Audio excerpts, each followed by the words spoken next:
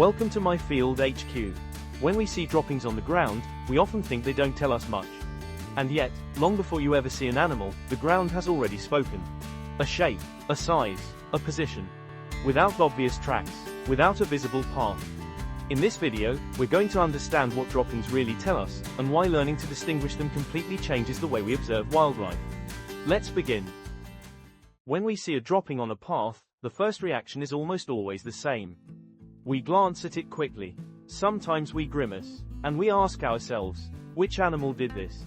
Very quickly, we look for an identity, a name, a species. But in the field, this reflex makes us miss what really matters. Because a dropping is not primarily there to tell us who passed by. It tells us what happened here, a use of the place, a moment, a habit, sometimes, an intention. Some droppings are left without any particular importance. Others are placed very deliberately. Some speak about food, others about territory, and often, they speak about both at the same time. In this video, we're going to see that droppings are not just waste. They are fragments of a story. Quiet clues that help us understand how an animal uses space, how it feeds, and how it organizes itself in the world. Not to track, not to find, but to learn to read the ground differently. We tend to see a dropping as a simple residue, something left behind after digestion. But for many animals, it's not that simple. A dropping can be left without any particular intention, just where the animal happened to be. But it can also be placed in a very specific spot, with a precise role, communication, marking, signaling, and sometimes, a combination of all three. What matters is not only the dropping itself. It's the context, where it is located, how it is positioned, whether it is isolated or repeated. A dropping left openly on a path does not mean the same thing as one hidden beneath a hedge. As soon as you start to integrate this, your perspective changes. You no longer see something dirty. You see information, a message left in the landscape, deliberately or not. For a naturalist, one of the first reflexes when observing a dropping is to look at what's inside. Hair, bone fragments, seeds, fruit remains, and that already tells a lot. Hair often points to a carnivorous or opportunistic diet. Bone fragments indicate a powerful digestive system. Fruits or pits immediately speak of the season. But be careful. The content often tells you more about the moment than about the species. A fox, a wolf, or a lynx can all leave droppings containing hair. What changes is the fineness, the consistency, the way the material is fragmented. But above all, the content reflects what was available at that time. A dropping full of fruit does not say, fruit-eating animal. It says, period of abundance. A dropping rich in hair may indicate a stricter diet, or simply a recent prey. What you're reading here is not a label. It's a dietary snapshot, taken at a very specific moment. And like any photograph, it only tells the story of that instant. You can also look at the overall shape. Elongated, twisted, segmented, compact, fragmented. These silhouettes give clues. They help eliminate possibilities, but they almost never provide absolute certainty. And this is where many people go wrong. We want a simple rule. One shape equals one species. But the field doesn't work that way. The same species can produce very different droppings depending on its diet, its age, or even its stress level. And on the other hand, different species can leave droppings that look surprisingly similar. With the stone marten and the pine marten, for example, the shape can appear almost identical. What truly helps is not the shape alone. It's the location, and the repetition. With the stoat, the size is smaller, but the logic remains the same. Nothing is isolated. A single dropping is never proof. It's a hypothesis. And the field is read through accumulation, not through quick certainty. A question comes up very often. Do animals leave the droppings anywhere? The answer is simple. Very rarely. Many animals choose very specific locations. A rock, a stump, a low wall, the center of a path, a woodland edge. These choices are not aesthetic. They are readable. A well-placed dropping is easier for other animals to detect.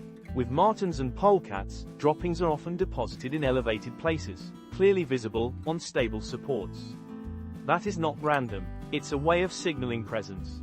A message left in the landscape. On the other hand, some droppings are left discreetly, out of sight, without any intention of communication. And this is a key point.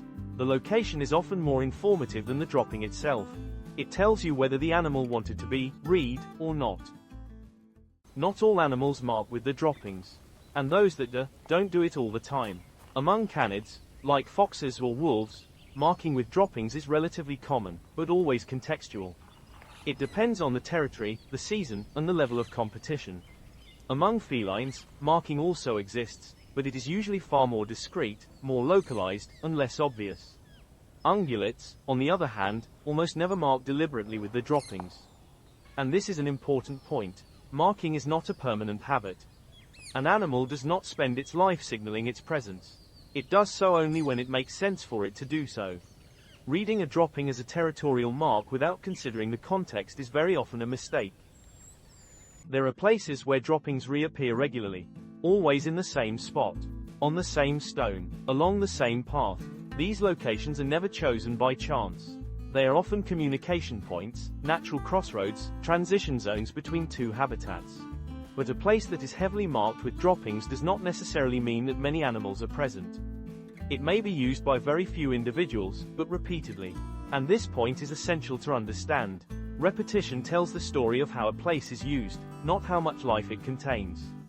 It's a common mistake to overestimate animal presence based solely on the number of droppings observed. The ground speaks, but it must be listened to carefully. A dropping almost always tells a moment.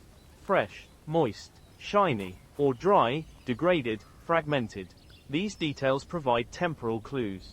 Not dates, but windows. They speak of a few hours, a few days, sometimes more. Insects, color, surface texture, all of this helps determine whether the animal passed recently, or not. And very often, this is the most valuable information, because it tells us whether the place is still being used, or if the trace is old.